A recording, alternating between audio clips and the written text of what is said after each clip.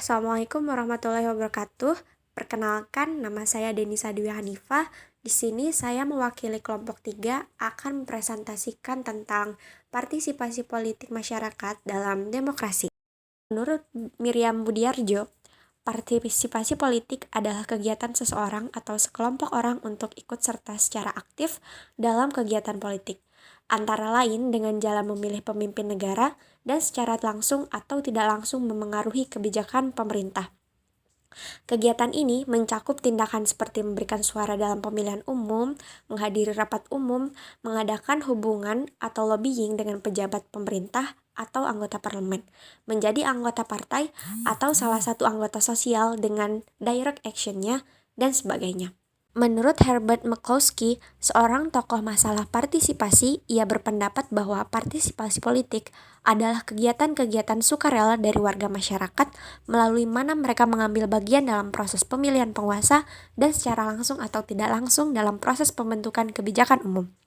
Menurut Kate Fowles, dia mendefinisikan partisipasi politik sebagai keterlibatan secara aktif, the active engagement dari individu atau kelompok ke dalam proses pemerintahan.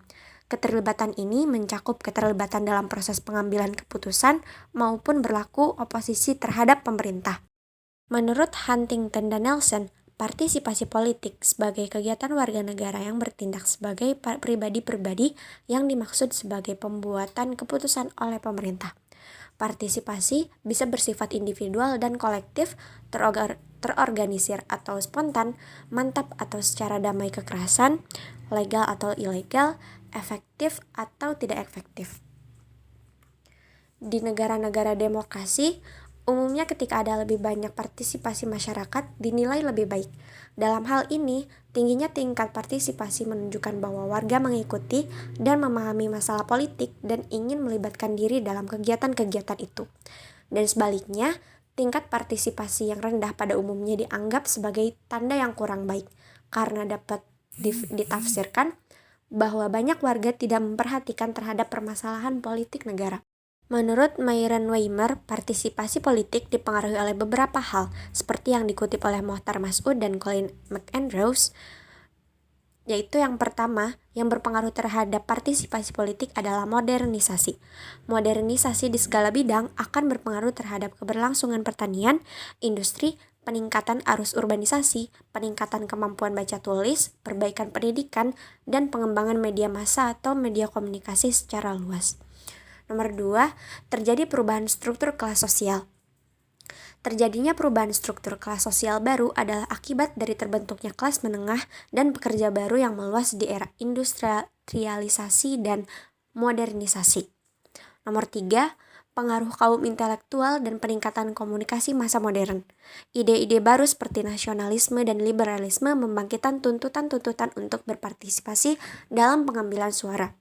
Nomor 4, adanya konflik di antara pemimpin-pemimpin politik. Pemimpin politik yang bersaing saling memperebutkan posisi kekuasaan, seringkali mencari dukungan massa untuk mencapai tujuannya. Nomor 5, keterlibatan pemerintah yang semakin luas dalam ekonomi, sosial, dan juga budaya. Meluasnya ruang lingkup aktivis pemerintah ini seringkali merangsang timbulnya tuntutan-tuntutan organisasi untuk ikut serta dalam memengaruhi pembuat keputusan politik. Faktor yang memengaruhi partisipasi politik menurut Ramlan Surbakti menyebutkan terdapat 2 variabel penting yang dapat memengaruhi partisipasi politik seseorang. Pertama, aspek kesadaran politik terhadap pemerintah. Maksudnya, kesadaran politik adalah kesadaran hak dan kewajiban sebagai warga negara.